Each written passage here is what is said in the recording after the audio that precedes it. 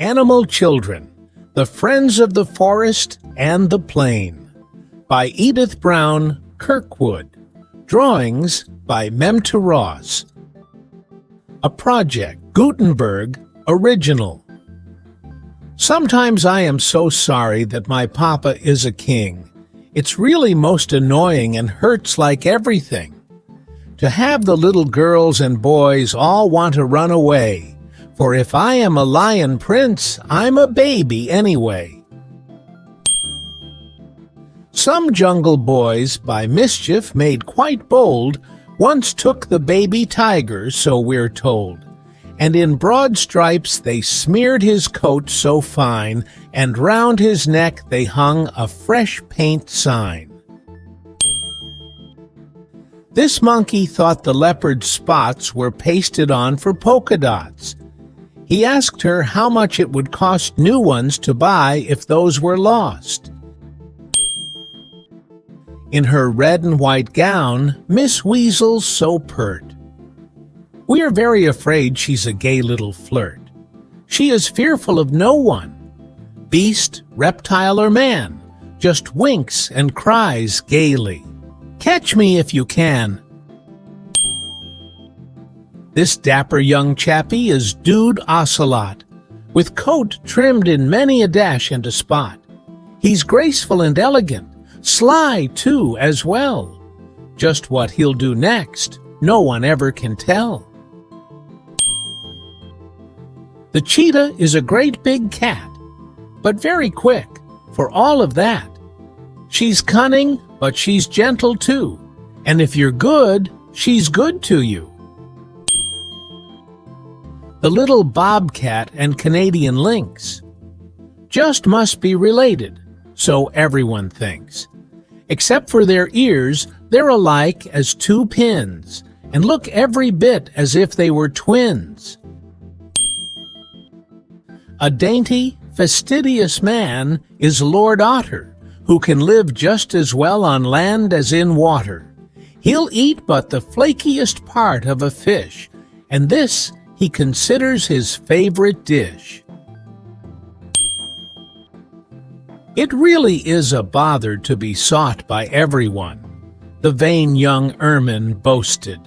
Why, it keeps me on the run to get away from kings and queens and peers and ladies great. It truly gets me all fussed up and in a dreadful state. Young Ferret Detective said, "I'll show you where to track the bold rabbit right into his lair." Then he never saw Bunny right under his eyes, but went swaggering off, looking wondrously wise.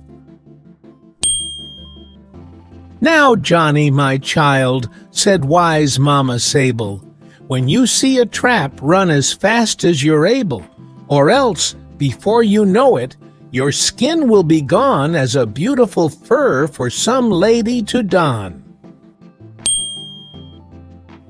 Mother Opossum says she'd like to ask just why other mothers should find it a task to care for one baby. Why, here she has 4, and there's plenty of room on her tail for some more.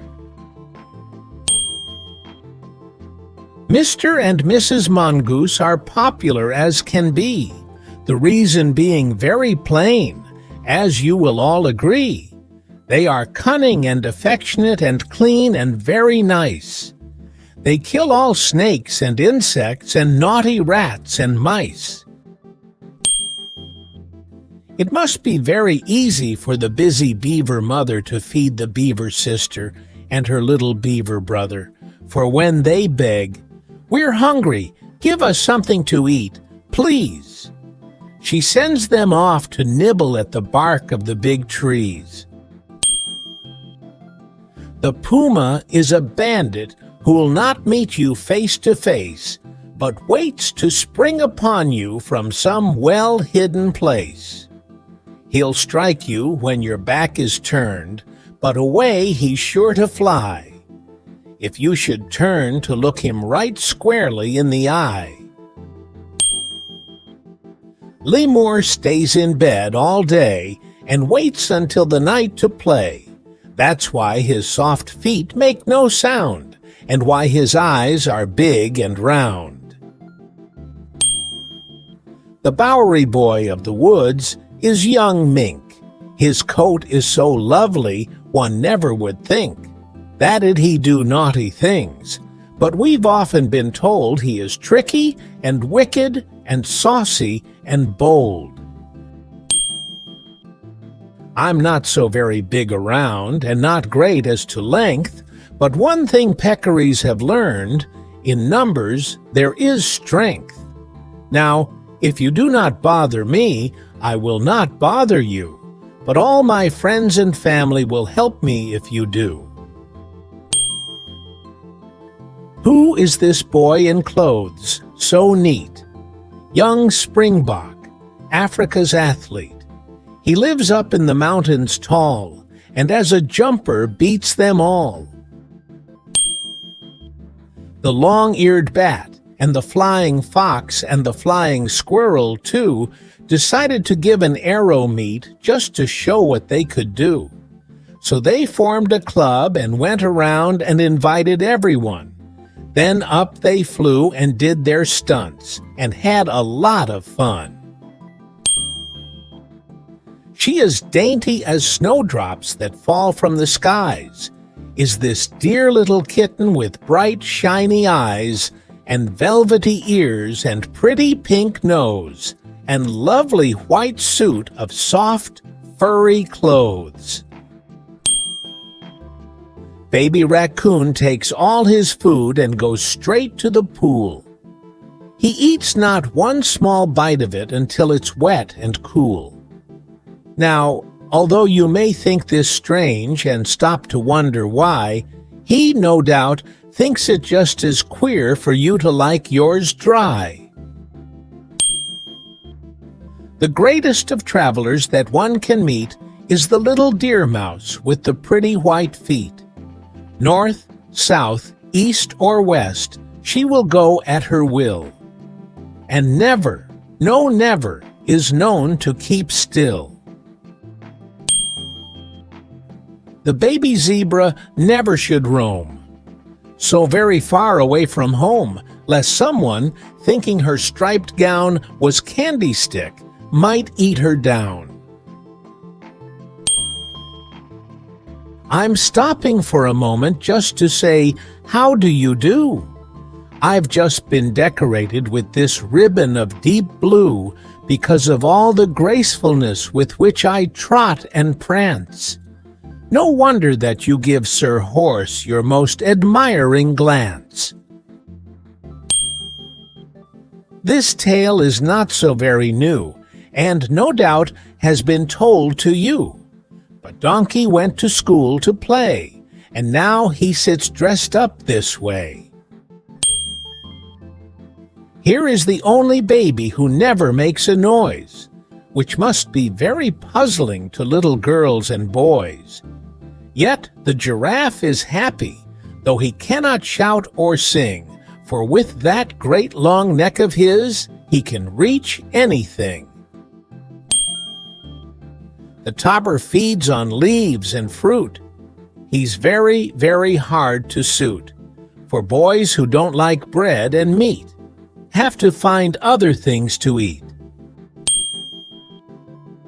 He has climbed to the top of a rocky throne to look down on a land once so proudly his own. His people are scattered. He has no place to go. He is weary and sad, poor King Buffalo.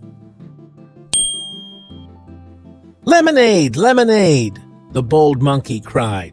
"It's only 5 cents, and it's cooling beside." Miss Camel just sniffed and tossed high her head. "I drink only every 9 days, sir," she said.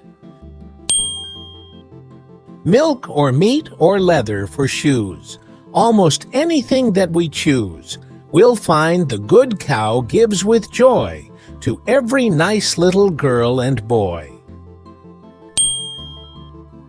I wonder where the names come from. I'm sure that you do too. For instance, there's the animal that has been called the gnu. His race is just as strange, too, for no one seems to know just what he is, an antelope, horse, bull, or buffalo. Big Moose came boldly from behind the tall trees and said in loud voice, "Who called, if you please? I'm ready to meet anyone who says fight, but we'll come in the open and do the thing right." I'm not sure I'd care to meet this big-horned goat upon the street, not when his eyes and smile and air just seem to shout, "Come, if you dare!" Brave soldier Ibex stalks before the mountain fortress high and watches eagerly to note a stranger passing by. "Who's there?" he calls, and to his friends he whistles the alarm, and off they go to mountain tops where they are safe from harm. The chamois lives in the mountains. High, he's ever and ever and ever so spry. He leaps and he plays with never a fall. I'm sure that you never could do that at all. Billy Goat and Nanny Goat went out one day to tea. They promised Mother Goat they'd be good as they could be, but on the way they passed some goats who cried, "Oh, see the dude!" And then they had to go back home, for Billy got real rude. Her coat is soft as velvet, of a lovely yellow-brown, with a bit of fawn for trimming and a lining white as down. Her eyes are large and kindly. She is gentle, too, as well. You would love a little playmate as sweet as Miss Gazelle. A sturdy young American is Rocky Mountain Goat, with big strong horns upon his head and shaggy furry coat. He loves to scramble over rocks or leap a mountain brook, and should you chase him, he will fly into his hidden nook. We reindeer come straight from your own Santa Claus. In our gallop of joy we never will pause. We eat from the mountain tops, drink from the dells, and use for our skipping ropes merry sleigh bells. A large and handsome personage is the most noble yak. His mantle is a fringe of hair that drapes his sides and back. He's very, very grand indeed when he stands up, you see. In fact, he's just as noble as a noble ought to be. When young Mrs. Kangaroo goes for a hop, to call or to market, or perhaps out to shop, she has no nice carriage where baby can ride, so he creeps in a pocket that hangs at her side. He does not care when the sleet comes down, or the chilly wind blows strong, for he wears a hat that is made of horn and a fur coat, warm and long. He never gets frost-bitten toes, though in snow and ice he plays. Now being a muskox can't be bad in the long cold winter days. The very best I have, sir, fine and a whole yard wide, it wears and has no bother of a right and wrong side. I'm sure she'd like a dress of it. It will not spot or pull. Then Miss Alpaca added, "I know, it's my own wool." This dear little sheep has lost Bo Peep. She wandered away as he lay asleep. He has found her bonnet and shepherd's crook, but for little Bo Peep in vain does he look. Young Miss Rhinoceros gave a beach party. She greeted her friends with a welcome most hearty. They laughed and they joked and they swam in the sea, and the party was gay as a party should be. She comes from Spain, this proud, proud dame. Mistress Merino is her name. Her wool weaves into dress goods rare. Her skin makes gloves the ladies wear. Merry guinea pigs one day went out in the fields to play. Daisy smiled and wished that they would never, never go away. Here is a sister piggy and a brother piggy too. The story they are telling here would not apply to you. For selfish little sisters who make their brothers cry do not belong in houses, but with piggies in the sty. Now, here's a little lady who seems a wee bit shy. Or is it that a teardrop is trembling in her eye? Well, I am sure that you or I would make an awful fuss if we should have to have her name, Miss Hippopotamus. In Animal Land, as everywhere, there lives a Mr. Boar, who never is contented unless he holds the floor. His fellows all may frown at him, but he cannot refrain from pushing into everything. He's so selfish and so vain. Mother and father and little Miss Bear went out for a walk and a bit of fresh air, not through the dark woods, the old tale to repeat, but in their best clothes, right down the front street. When little Miss Polar Bear goes out to skate, she never is bothered by having to wait until Mother wraps her all snugly in fur, for those are the clothes that she carries with her. Just look about and see if you can find a friend who's quite as true as this old doggy that you see smiling here at you and me. I'm just a little puppy and good as good can be. And why they call me naughty, I'm sure I cannot see. I've only carried off one shoe and torn the baby's hat and chased the ducks and spilled the milk. There's nothing bad in that. The mandrill looks so very queer. I'm glad he lives way off from here. He's purple, blue, red, black, and brown. I'm sure he is the jungle clown. The baby gorilla of the family called ape is very like you in size and in shape. But he lives in the jungle with black hair for clothes, and he gets very naughty the older he grows. This cute little brother and sister you see, seated cozily high on the limb of a tree, are the marmoset twins, whose appealing round eyes look from flower-like faces in wondering surprise. I've climbed up here to smile at you, and, oh, what do you think? I've scattered Master's papers and upset all of his ink. But then, if little monkeys always were so very good, they'd not be little monkeys who just can't act as they should. He is so very lazy that he is even loath to walk upon his own feet, this funny boy named Sloth. He swings upon the branches from morning until night, and eats the leaves about him with laziest delight. He works on tunnels night and day, this marmot boy from far away. When winter comes, then in he creeps, and there until the spring he sleeps.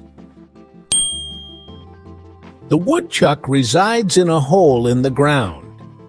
He is surly and cross, and he never is found out in the bright sunlight, unless it's to see if he can't make more winter for you and for me.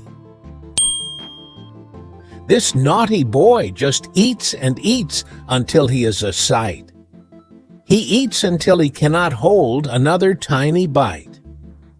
Of course, He's just an animal. They call him Wolverine. But does he make you think of boys that you have ever seen? Old Mr. Walrus climbs out of the deep for a breath of air and an hour of sleep. You will note that he isn't much on looks, but his skin we make into pocketbooks. He sits on the top of a gay wooden stand. He stands on his head or he shakes your hand. He dances a jig or he trumps a chant. This jolly old circus elephant. Naughty, naughty squirrel baby, just as mother has you dressed, in your ribbons and your laces and your go-to-meeting best, then to run and grab an apple and get yourself all mussed. Are you not afraid that mother will be very, very fussed? To market, with baskets of eggs, Jack Rabbit goes hurrying on his long legs. He'll buy him some colors, red, green, yellow, blue, and when Easter comes round, you know what he'll do? Chipmunk is a jolly lad, always friendly, never sad, shares with friends his wheat grains yellow. He's a genuine good fellow. The coney lives in Palestine, but he is very seldom seen. You see, he is so small and shy. He hides when folks are passing by. They call this boy the coati. His name is strange, and so is he. He laps to drink, digs with his snout. On ground or trees he runs about. The cute little dogs that live on the prairie were having a party and making quite merry, when Big Dog on watch heard a noise and called, "Hush!" and into their holes went the guests in a rush. What do you suppose is in Gray Wolf's pack he carries so stealthily over his back? Some chickens, a lamb, and an old mother hen he has stolen to hide away in his den. His manners are so charming, and his eyes so very bright, I do believe that we might call young Fox a gallant knight. But then, when he is cunning and just a little pert, I'm not so sure but we should call this same young Fox a flirt. We just want to ask if you ever have seen a much dirtier boy than this little hyena. He has played in the street at making mud pies till nothing is clean save the whites of his eyes. Bo Coyote sings a nightly tune to his lady fair in the big round moon. She smiles and throws moonbeams to him, and he serenades till her light is dim. Tommy and Tilly Badger went out in the field to play. Said Tommy, "Here, I'll teach you. Put down your head this way, then toss your heels into the air and give a little twirl. You can't help turning somersaults, although you are a girl." Miss Leopard Spermophilus, with her high-sounding name, says just to be called Gopher is really a shame, and she's right here to tell you, if this knowledge you should lack. She's the only one who wears the stars and stripes upon her back. Doggy barked and said, "What fun to make that porcupine girl run! Girls for boys to tease were meant, but girls with pins are different." Sir Knight Armadillo, from tail tip to nose, in armor that's sure to bring terror to foes, goes forth with his weapons to his battleground, and looks like a pineapple walking around. Away in Australia, the echidna stays. He is noted because of his strange little ways. His claws are so sharp that in manner quite tragic. When frightened, he sinks in the ground as by magic. Miss Anteater's mouth is so dreadfully small, it scarce seems it could be a real mouth at all. And her long, furry tail is her blanket at night. It covers and tucks her in all snug and tight. This queer little mole has a star for a nose, just the shade of the pink in a dew-wet rose. He lives down in the ground where 'tis always like night, so perhaps his star nose is to twinkle for light. Here we have Mr. Duckbill of no little fame. His mouth, you will see, is what gives him his name. He can walk, swim, or burrow, and so we have heard. His wife, Mrs. Duckbill, lays eggs like a bird. Such a dainty little person in her coat of pale, clear gray is this maiden, Miss Chinchilla, and the hunter folks all say. She is so clean, she's exquisite, and never dreams of harm when they go to take her silken fur, which helps to keep her warm. The circus fat lady is Big Mrs. Whale with her very large head and her very long tail, and her ears and her eyes almost covered from sight in the folds of thick skin that wraps her up tight. The end.